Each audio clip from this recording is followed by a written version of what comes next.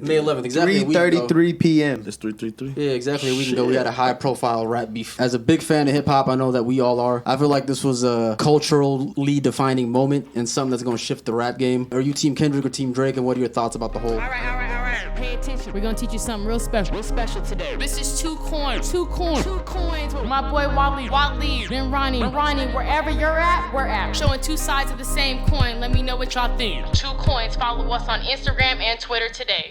And welcome back to the 2 Coin Podcast. It's your boy Ronnie. Now my brother Wally at the other side of the coin. Today's episode is brought to you by the Midwest because we got, to my left, Flint's finest. I'm going to just let him introduce himself and let y'all know who he is. That was so lovely. What's going on, y'all? It's Mike Vercetti, the kid that did, out here fucking around with it. Out here on the West Coast, bro. So I guess first things first, bro. You from Flint, Michigan. What brings you out here to San Jose? To San Jose or to the Bay? To the Bay in general. All right, out to west. the Bay. Out west. I've been wanting to be in California my whole life.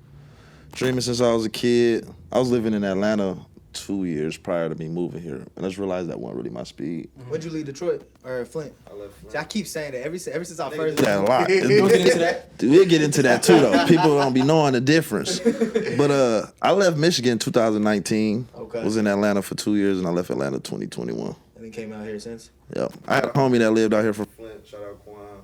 He been telling me to come out here, along with me wanting to do what I wanted to do. Mm-hmm. Came out here.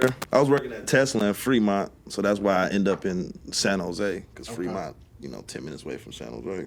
You mentioned Atlanta wasn't really your vibe. What made you want to leave?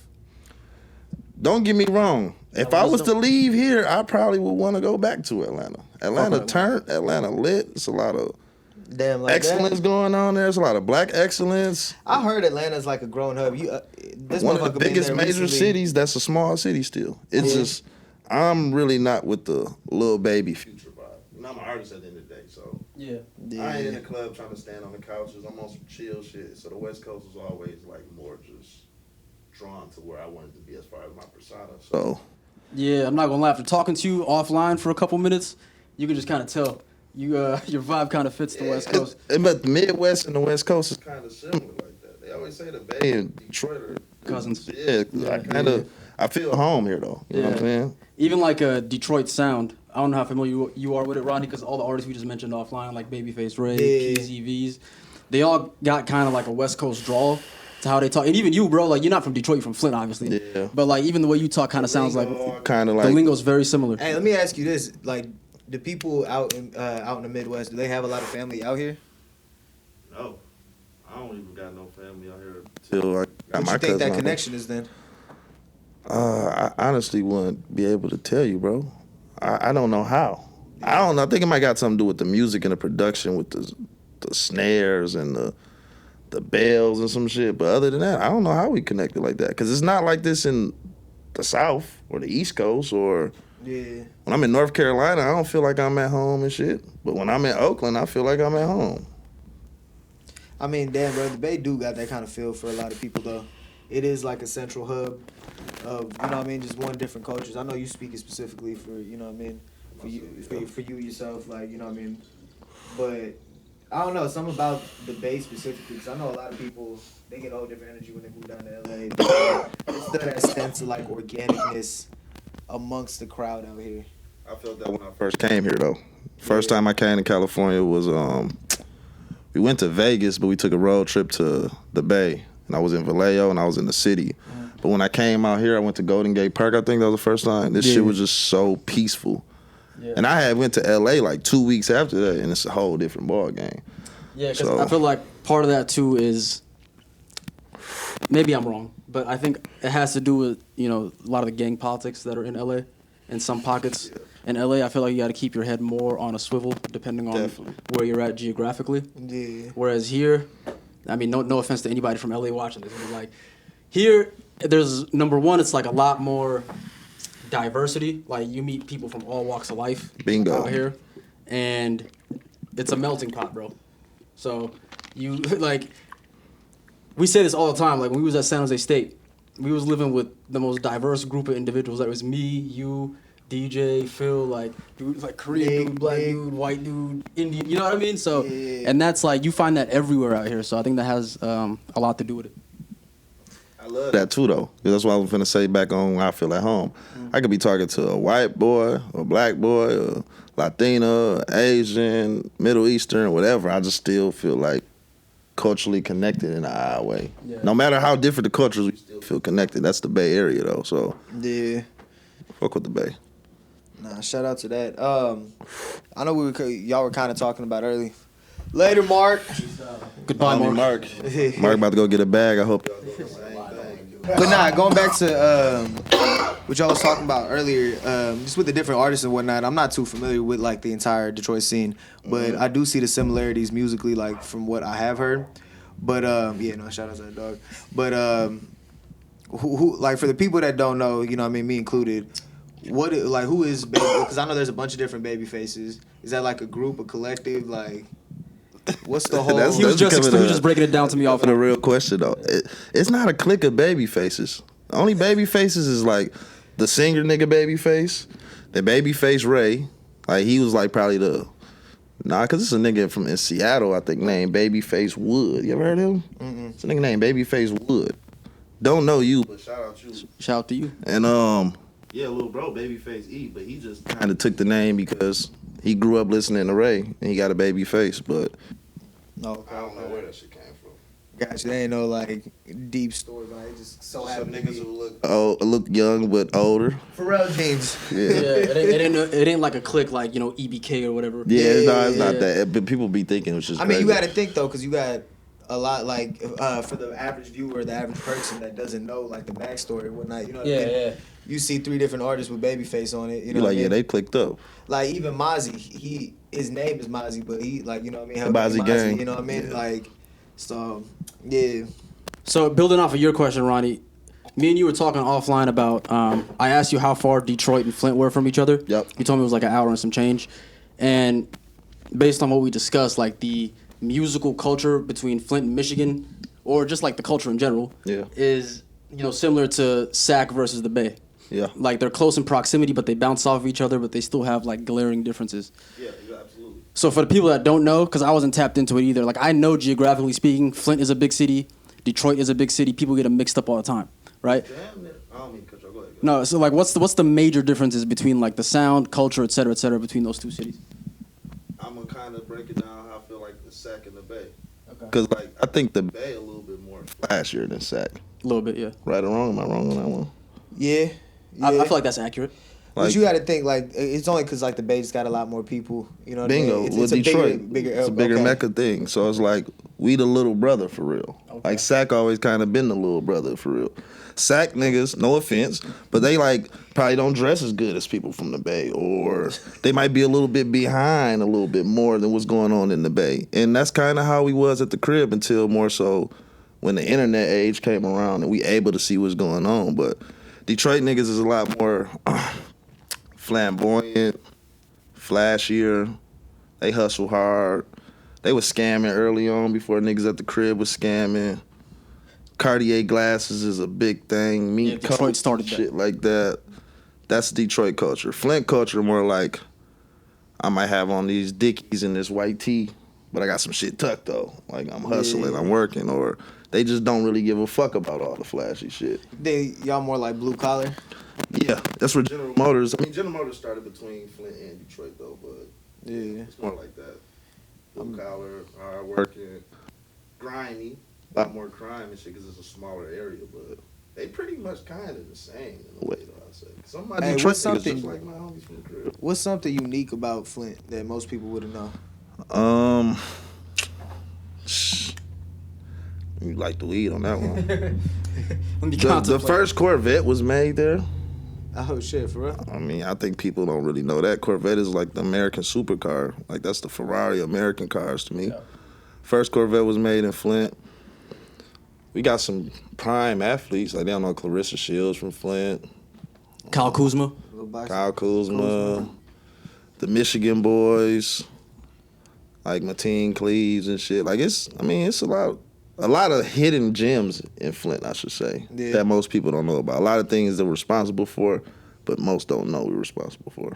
Damn, okay. Let me ask you this, though. You think the reason why the rest of America isn't really tapped in or hip to the gems, as you put it, that Flint produces is because all the negative, media press. And I was going to ask you about that too, not to get too political, but that was the first part of my question, A. So I'm going to let you go ahead and answer that. I don't want to get Definitely, because I still meet people to this day, and when I tell them I'm from Flint, the first thing they say, well, it's like 3 things.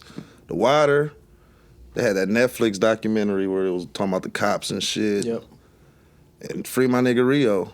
They talk about Rio. Free Rio, the young OG. Those are the 3 main things that get brought up, and it's a lot more, but it's beneath the surface of those 3 things, though. But I think a lot of the crime does keep shit not in a loop, for sure.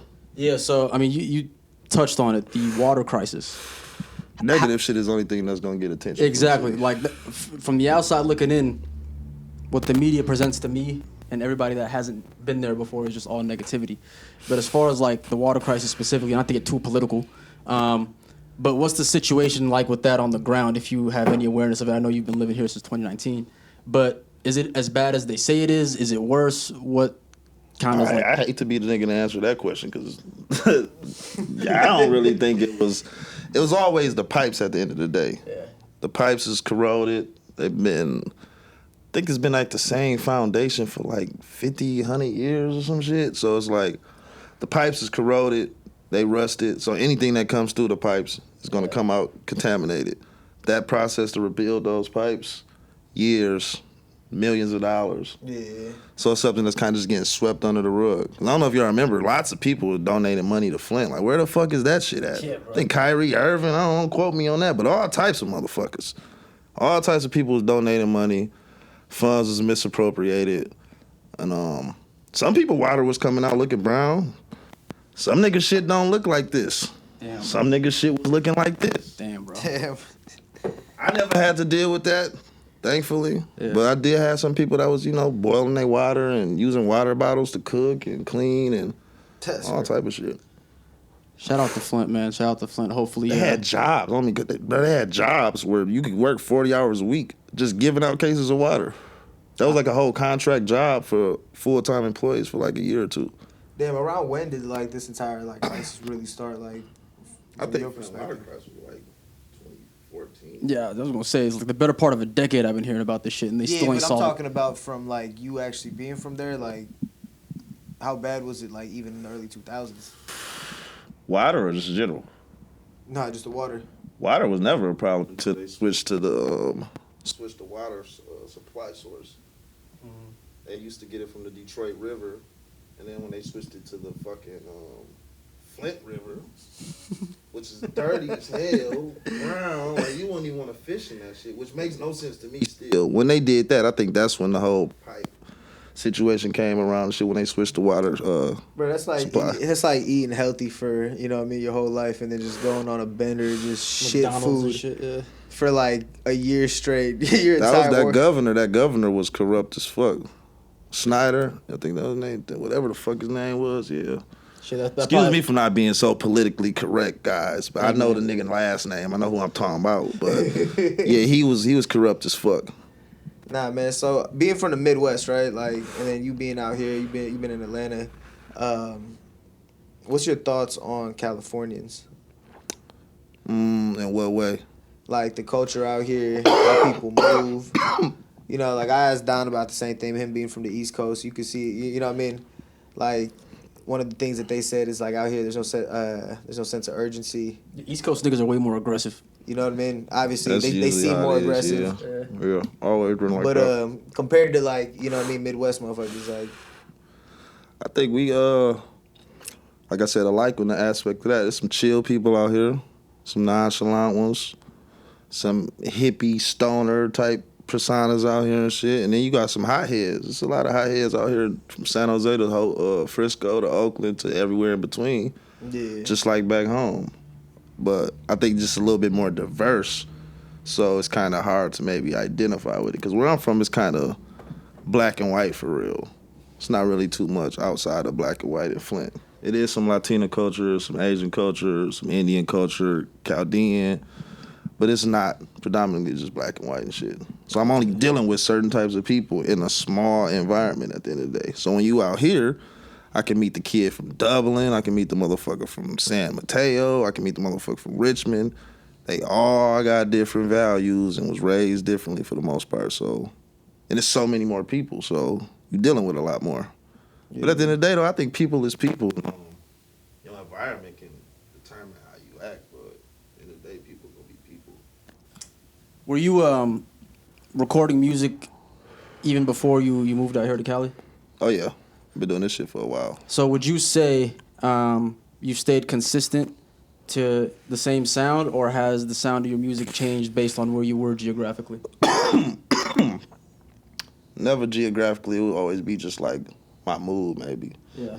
But I think from the jump, why I wanted to come out here because my sound is kind of like West for out here. Yeah, it's like on that cool, smooth, chill, kick back type shit. It's for sure like it fits in perfectly in the Bay. Yeah. You know what I mean? Even more than LA in my opinion. Yeah. Shout out Larry June. Like shit like that, like niggas like Larry June ain't coming from where I'm from. Yeah.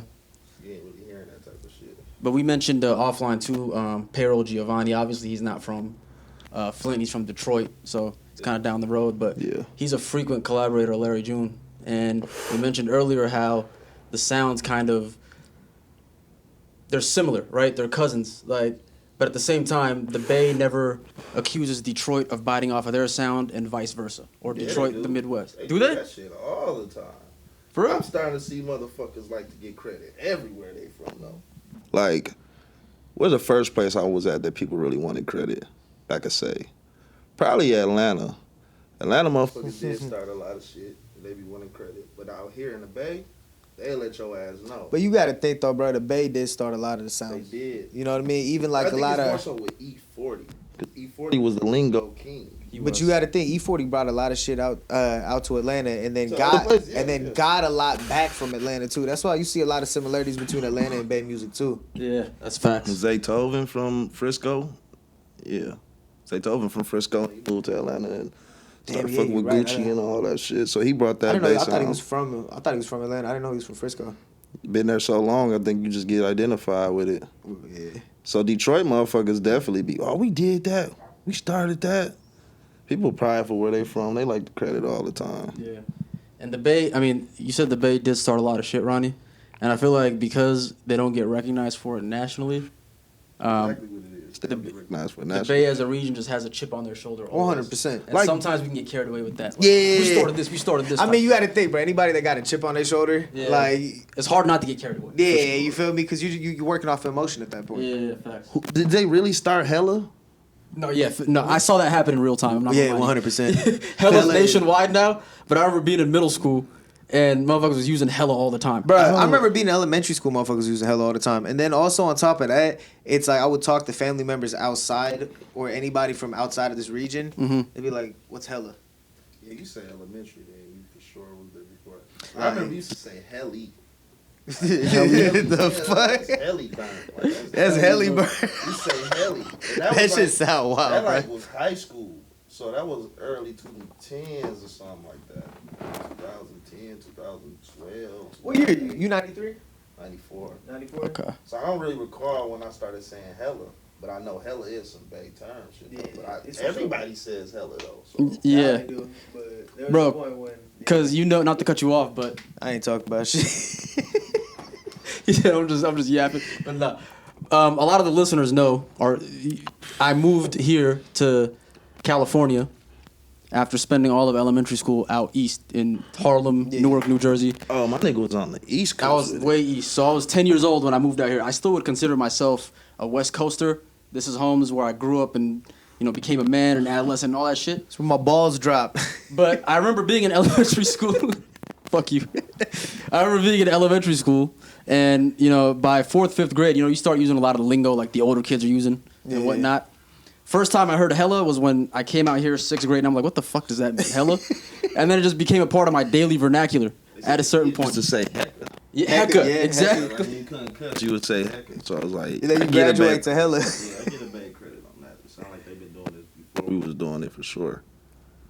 Man, but I mean that's just lingo everywhere. What's some lingo out out of Flint. I mean, just out of Detroit, because I feel like I keep asking like super sub pocket questions about a broader thing. Because it is sometimes like it's a difference though, but like Flint and Detroit do got their own differences. Yeah. What's an Shit example? in Flint we say is chatty. I told you what chatty. Yeah. What does that mean? Chatty. What would you think it means? Somebody who talks a lot? Yes. Niggas think chatty means like you chatting a lot, but we say chatty. That's like a form of whack, lame, goofy. Oh, okay. A silly as hell. That shit weak. That shit chatty. That nigga chatty as hell. Man, you got them chatty ass shoes on. Like, I like that. man, these bitches chatty as hell. Like, yes, that's what it is. So I be trying to bring the world that lingo too. Shout out Rio. I know Rio said a couple songs. I know you trying to get the world hip to it, but I be trying to tell these motherfuckers in real life, like, yes, nigga, some shit be chatty. It don't even be lame. Yeah. That shit chatty. Yeah. Like, it's beyond lame. So it's a difference with it sometimes. It's a step further. We gonna steal that. I'm just kidding. They say my baby. That's kind of Detroit lingo and Flint term, but I mean, with this pause movement going on right now, nigga might pause you all day out the crib, but Pause, you gotta give Harlem, New York its credit. yeah, that's definitely some NY Made shit. it all the way out here. Made it worldwide now. Yeah. But my baby is just like a term of endearment, like, oh, my baby Ronnie was good. Wow, was good. You know what I'm saying? Like, you just see your homie out, your peoples, my baby. That's what that is. I'm sick. Like, I'm sick. They got it out here. they do? Yeah. On some shit we've been saying for a minute. Like, I'm sick. Like, I'm hurt. Yeah. I'm beat after that. Like, damn, you fucked me up with that one. I don't know who started that. Can the Bay take credit for that? I don't know. I don't know about if we could take credit for it, but I'm trying to think when I started saying it. Because that's the thing about it. We OGs damn near now. So a lot of shit niggas been saying it for so. I just said so long. many things that I don't say certain shit that I used to say or say now. Oh, Like, that's facts. Yeah. over time. So it's like, what I be saying? Sliz. I came up with that a long time. I'm sliz. I'm stern. Like, I'm too turnt. Yeah. Stern. Like, all type of shit niggas just be saying. Like, it depends on who you know though. But for the majority, a couple things though, we got a way of saying. Nah, I feel that. Hey, so you been doing this music for how many years now? Like, for real or like playing? Shit, both. In totality. In totality. I think I wrote my first rap like 09. Some shit like that. Outside always freestyling and shit. But like, Hey, bro, who like, not to cut you off, but because I just tell her, remember this shit popped up earlier. You was one that told me that your favorite song of all time is that George Michael song, right? it's one of them, yeah. That shit. So I'll bring that up because that shit popped up earlier. And we was playing that shit. Bro, it's a beautiful song, actually. That was the first time I saw a video in my life, to be honest. Yeah. Classic song, though. Young doing that shit. But who are some of your influences, bro? Like, maybe not even just direct on who influences your rapping as well, but like, just in general, like, what type of music do you listen to get inspired? I would give you my top 5 rappers, but I'm gonna try to like take 2 or 3 of them and just add like 2 other people that I fuck with to give you a broad idea. Well, top 5 rappers, fuck it. Wayne, Currency, Wiz, Max B, Nipsey Hussle. Always been that for me. Over a Pac, over a Big. I used to like 50 Cent a whole lot early on. Jeezy early on, T.I. I fuck with everybody, but my favorites Wiz Khalifa, Currency, Lil Wayne, You hear it in the Nipsey, music. and Max B. You know who Max B is, right? Yeah. See? Oh, I got Max B t-shirt on. Free the wave. I designed this shirt too. This is one of my first Sky Dweller pieces. Hey, okay. I always wear this shit. But yeah, Max B just made me feel like that nigga though. And he was doing shit that Drake was doing like now and Future was doing like early on. Trendsetter for real. Harmonizing, singing and the shit. So fuck with Max Big. So I don't really do that in my music, but I like that style of music. Kind of made up by Max. Wayne is without saying. Currency is big because I like jazz and shit like that. Spitter was on the jazzy shit, the soulful shit. I'm big on Marvin Gaye, Sade, Earth, Wind and Fire. So when he started rapping and then talking about the cool shit that, you know, niggas was into or trying to get into, that kind of helped me draw a liking to the nigga a little bit more too, though, I say. But Yeah. Yo, hey, I have a theory. You mentioned Currency and Wayne. Mm-hmm. Let me know if you agree with this or not. So you know how the general consensus is Wayne is kind of like the grandfather to a lot of these modern day rappers. Like without Wayne, there'd be no Future, there'd be no Thug, and then everybody that came after them, the Lil Baby. You saying Spitta like that too? I'm saying Spitta is that for like. I'll put it to you like this. Like Wiz, Dom. Yeah, Currency. He first came on the scenes in like the mid 2000s. He was signed to Cash Money with Wayne and everything. Yeah, No Limit first, then Cash Money. But his style, his sound, his flow has always been consistent, and I feel like that birthed the Wiz Khalifas of the world, the Dom Kennedys, the Larry Junes, etc., etc. Yep. That's my theory. You think that's accurate or not? Fuck yeah. And I feel like Currency, just because he's an independent artist, doesn't get as much credit as he should. And that always for birthing that. That always drew me out here too, though, because a lot of people don't know Currency from New Orleans. Yeah. And my brother had hit me with that one time when I was like, man, I don't really be liking Louisiana rap like that for real. He like, man, your 2 favorite rappers from there. I'm like, yeah, them, but like, the motherfuckers thought Spitta was from out here. I had a homegirl that told me she thought he was from Oakland, and she from Oakland. You know what I'm saying? Crazy. So, I mean, yeah, he definitely birthed a lot of that lifestyle shit. He the reason that got me Wiz Khalifa and Currency together is what made me want to do this shit for real. Yeah. But Spitta was who I was fucking with initially, because I already knew who Currency was. Yeah.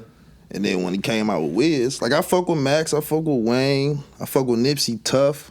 Yeah. But them 2 niggas was the ones that was like, man, they talking about some shit that I'm really like trying to do or like doing. Yeah.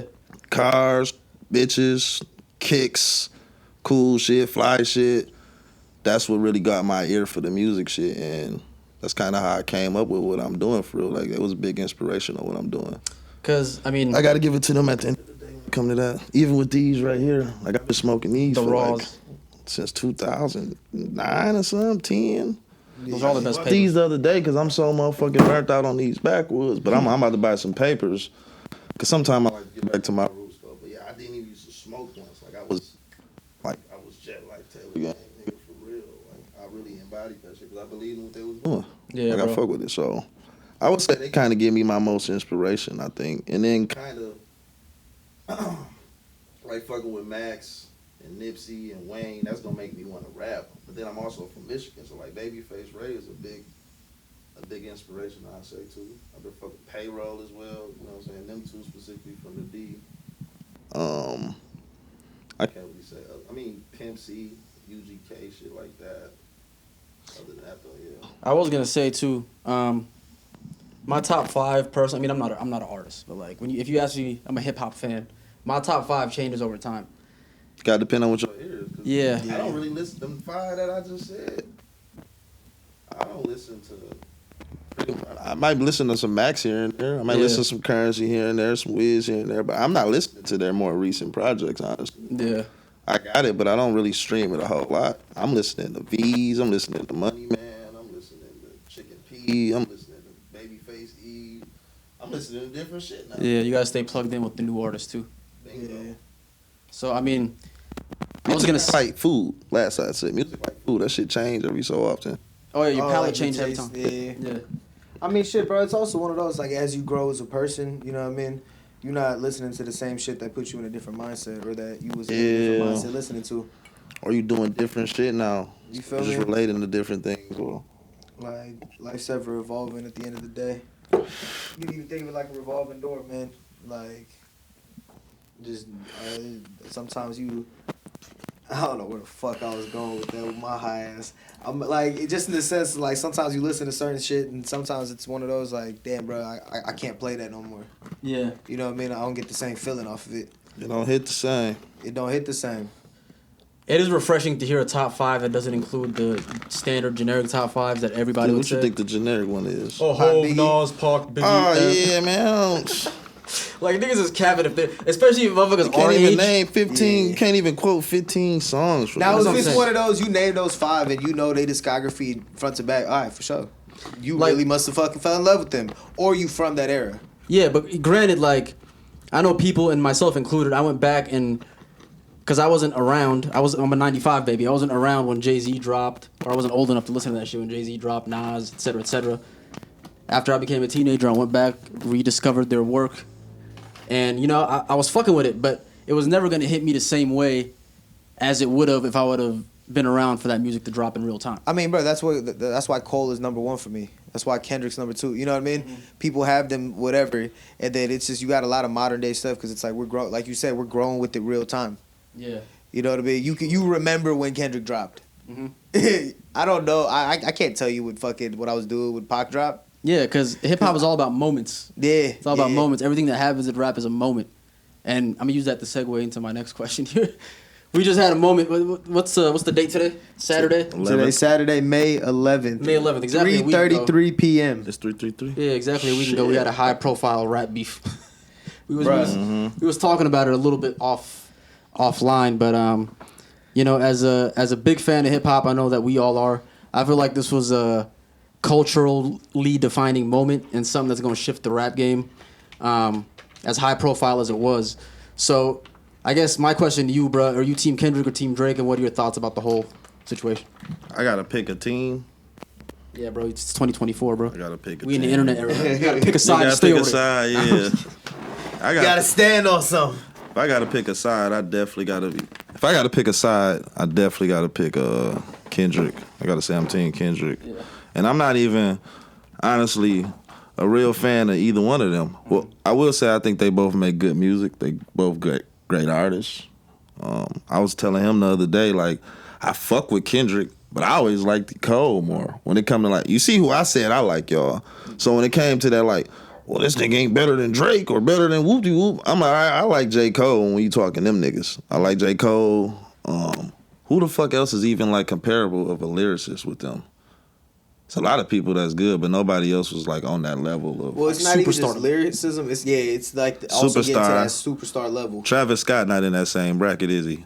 I mean, he's a superstar, Future but he's not seen seen as a lyricist though. That's what I'm saying. Yeah, I fuck with them niggas. Future, Travis, A$AP Rocky, but they not in that bracket of that big three, quote unquote. Yeah, I feel like they're a tier below, just below them. You see them pyramids with the NBA niggas and shit. Exactly. Luka and them at the top. Yeah, but that tier 1 shit though, I think I was always a J. Cole fan. But I mean, I don't really just ride around and listening to Forest Hill Drive. Is that what it is? Yeah, 2014. 2014, yeah. I don't just ride around. I like the Missy Elliott though. I feel that. Like Nobody's Perfect. Like that's the shit that I remember. That's just fire, yeah. Like back then, I was a young nigga in high school. Yeah. Me and my nigga KD riding around, bumping that Nobody's Perfect and Little Bitty Ass Cavi. Yeah. That was a good record. And then I started fucking with Cole from that point. I'm like, yeah, this nigga's nice. But I'm listening to like Currency heavy, Wiz heavy at the time, Smoke DZA. I'm listening to that shit. So I'm not really trying to hear. That's why I told him I missed the whole 2012, 14, Kendrick Lamar, all that shit. I missed that shit. I wasn't there. Oh, he was tuned in. Yeah, I wasn't. Center. That's when I really started rapping. Yeah. So I really wasn't listening to shit besides what I was listening to. So I was. He was in that phase. I wasn't really listening to much for real. I was fucking with Future though. Future's tough. Yeah, I was fucking with Future at that point. Future's in my personal top 5. I'm not gonna lie. I'm not gonna name my top 5, but you know. He's somewhere up there high for me for sure. I gave him that credit. Going back to what you had brought up though with this whole beef, right? Kendrick's entire game plan, the way he strategically planned everything, I feel like that immaculate. You know what I mean? That needs to be at the forefront of just everything we talk about as far as this beef's concerned. You ever read Sun Tzu, Art of War? I started it. I haven't. So I'm not about to say I did when I did it. I mean, not to like, I don't want to say I read the whole thing front to back. Yeah. I listened to some of the audiobook, so I got little tidbits from it. Yeah. Kendrick Lamar definitely read that shit cover to cover, I could tell. That 48 Laws of Power, because he used every strategic play to just study his opponent, take him down.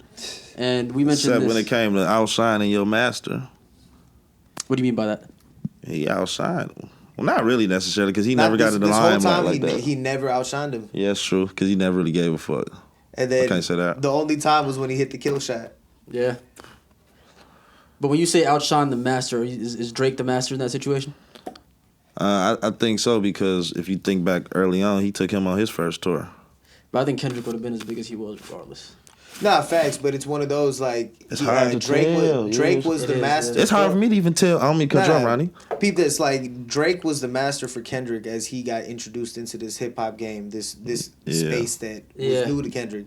Kendrick was gonna make it regardless because his soul was intact. Yeah, and he had the ability to stay true to himself. You know what I mean? Yeah. And granted, it took like the fact that he fell through with it, dope as fuck. A decade later. Yeah. But as far as like in the game, like who the fans love, being a top artist, it was always Drake. I guess that's true because around Before that time, 2012, 2013, like Kendrick was on tour with Drake.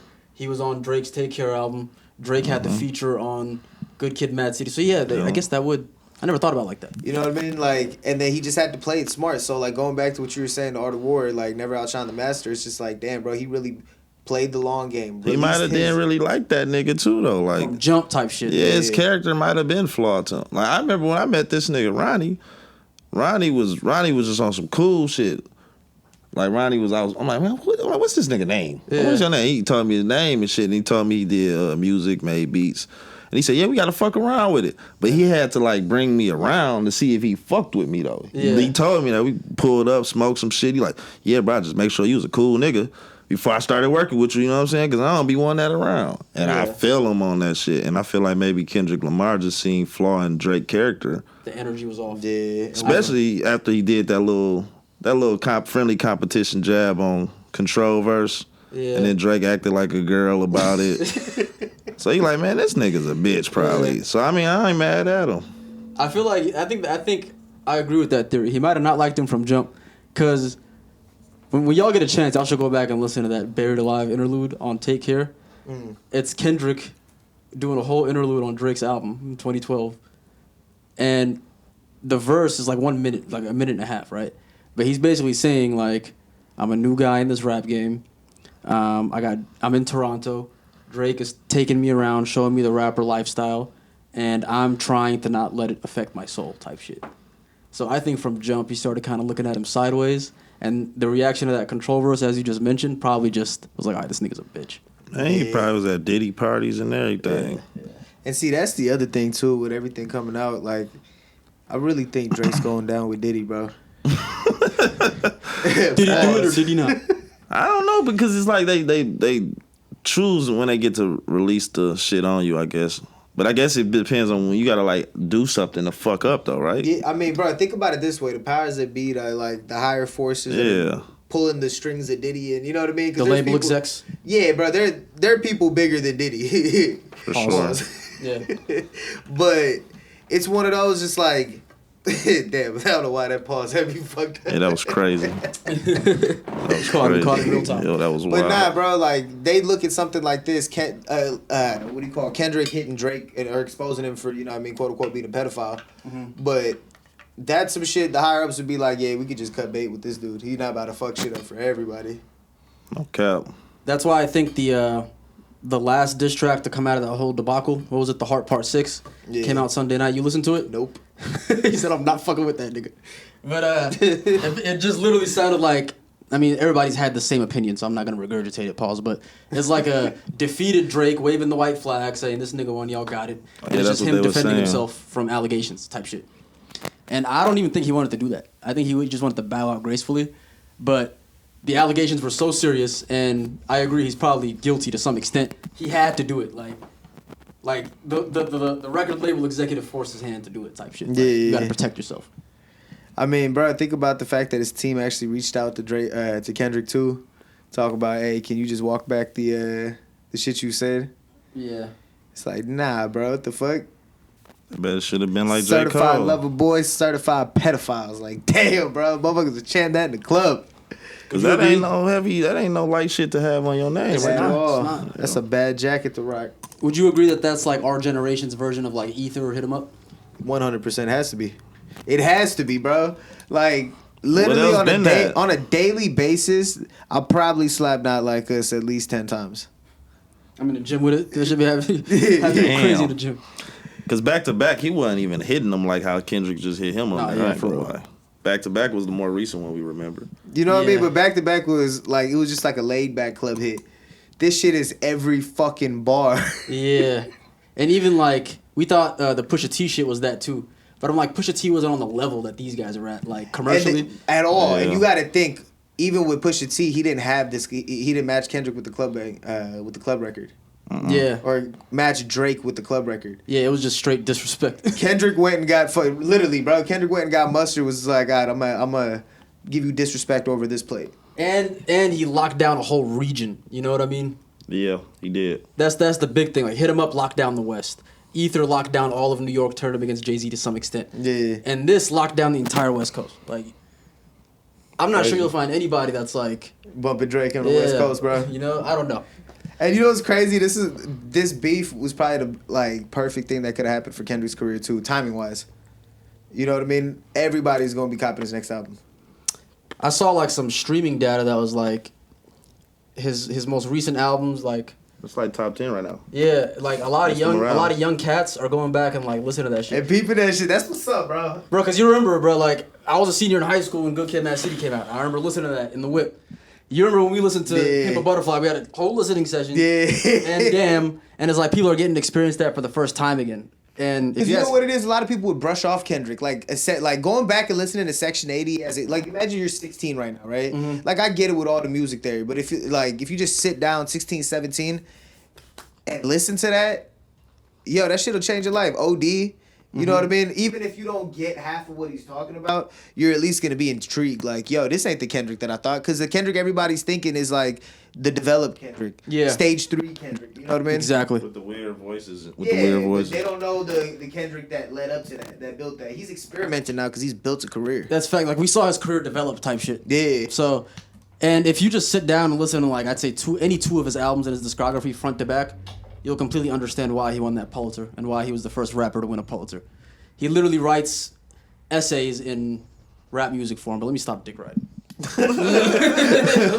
Said no more glazing. Yeah, no more. That's the thing though. Like with music, that's why notice I didn't ask you. Who do you think won? Like, are you Team Kendrick or Team Drake? Because music is very subjective. That's why these online arguments to me are so pointless. Like, who do you think won? Who's lying on who? I'm like, we don't know. We don't know the facts from fiction. We don't know these motherfuckers at the end of the day. All we can do is sit here and judge the music. And if you're just judging the music, music is based on your personal taste. Yeah. That's very true. But I think it was a winner, though.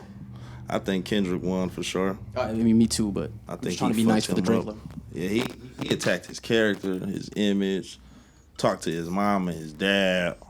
He really came with some lyrical shit. Yeah. And Bruh, he talking hold to him. his parents is crazy. Like, he really hold you. He hold you, Drake.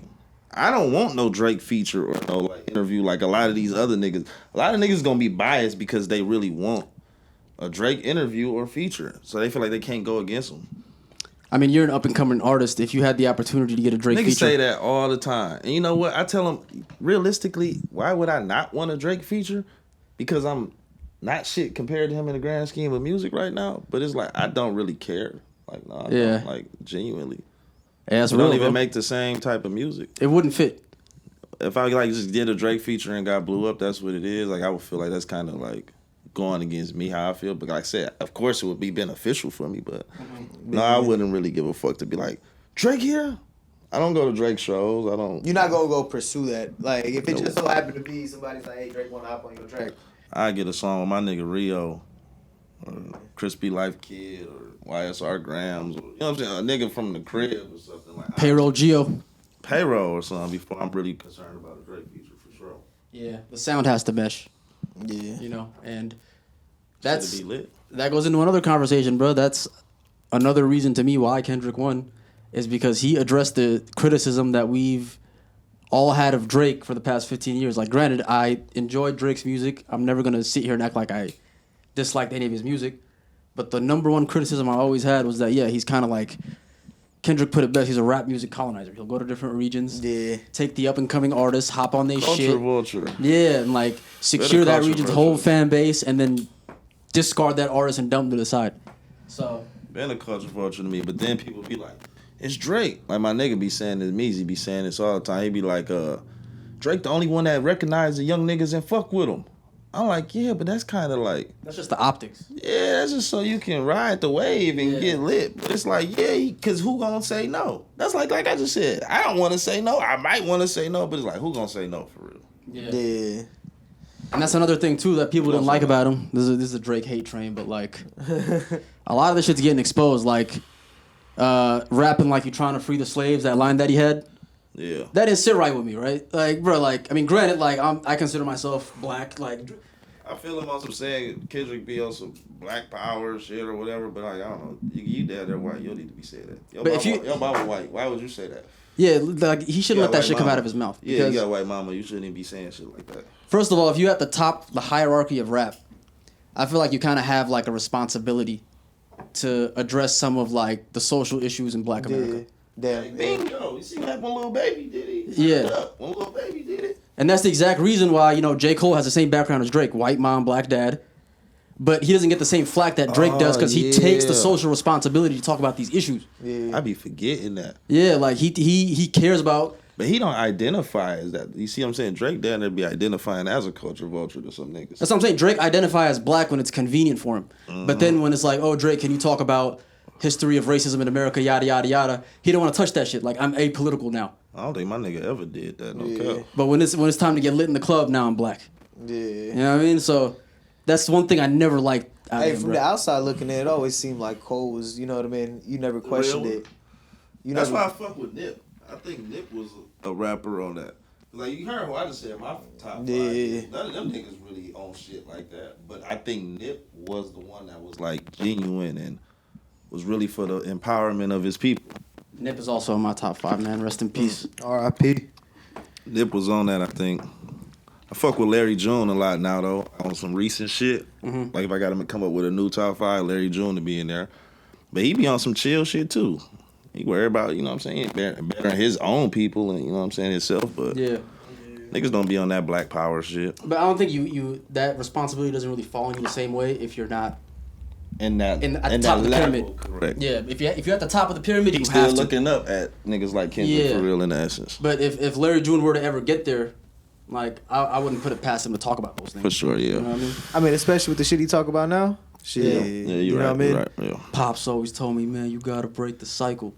Yeah, the lyrics like that, bro. Yeah, Larry be on some motherfucking financial freedom and generational wealth shit. That shit in and of itself is like you preaching to the choir. Exactly. Yeah, that shit is cool enough. I mean, you ain't got to talk about police shit if you talking about shit like that all the time. Well, shit, man. I ain't even gonna lie, bro. We for sure gonna have to wrap this up just because I gotta get ready for work. Oh, yeah. Work. You know, we almost at an hour anyways. Boo. You gotta call in sick, bro. Fuck no, man. I gotta get this paper. Yeah. This was fun. I wonder how cool I look on camera. I hope I look cool. I mean, shit, that's why we gave you that chair. You know, there you go, front and center, my boy. That's perfect. You got anything else you want to tell to the people? Do everything to your highest capacity, capability, limit, skill set. That's what sky dwellers mean. You know what I'm saying? Just reside above the bullshit. Keep trying and aiming high. Go shop theskydwellers.com. I got some cool clothes on there. Hats, t-shirts, sweatpants, all type of shit. Get fly with the sky. Mike Vercetti on all streaming platforms. YouTube, Apple, blah, blah, blah. Other than that, much love. Appreciate y'all. Yeah, Brody. Appreciate you for hopping on, bro. It was definitely a dope conversation. I've been on his ass about this shit. I'm like, I want to go get on a podcast, man. Come on, put me down. He's like, I got you, bro. I got like 17 podcasts in the works right now. Yeah, I'm like, all right, well, just when you get one together, just let me know. And my nigga made it happen. Hell yeah, bro. Like we always say, man, if you any one-time guest is always welcome back whenever they want. So just say the word and we got Red button will be pushed. Hell yeah. 100%. Appreciate you, my boy. Off top. Yes, sir. Yeah, my guy. You already know. We out of here. Yes, sir. For the 2 Coin Podcast, it's your boy Ronnie. I'm your brother Waleed, the other side of the coin, and we are signing out. Yes, sir. Yeah.